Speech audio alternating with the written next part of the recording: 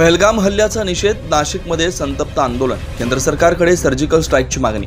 पहलगाम हल्ल्यावर संतापाचा उद्रेक, नाशिकमध्ये पाकिस्तानचा झेंडा जाळला, दहशतवाद्यांचे फोटो जाळून संतप्त निषेध, नाशिकमध्ये गगनभेदी घोषणा।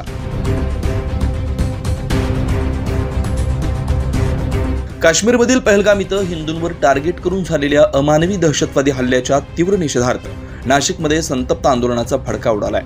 25 एप्रिल रोजी नाशिकच्या रविवार कारंजे येथे हिंदू एकता आंदोलन पक्षातर्फे जोरदार आंदोलन करण्यात आलं। संतप्त कार्यकर्त्यांनी पाकिस्तानचा झेंडा आणि दहशतवाद्यांचे फोटो जाळून तीव्र निषेध व्यक्त केला।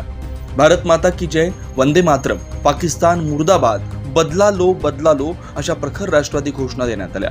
आंदोलनात हिंदू एकता आंदोलन पक्षाचे राष्ट्रीय अध्यक्ष रामसिंग बावरी, जिल्हाध्यक्ष किशोर बागमार, शहराध्यक्ष किरणसिंग पवार, कालीचरण महाराज यांच्यासह अनेक पदाधिकारी कार्यकर्ते मोठ्या संख्येने उपस्थित सहभागी झाले होते।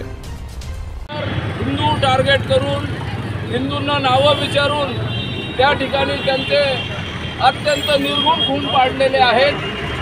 त्या घटनेचा प्रथम आपण निषेध करूया आणि 28 आमचे हिंदू बंधू बांधव त्या ठिकाणी मरण पावले। त्यांच्या मृतात्म्यास श्रीराम प्रभू,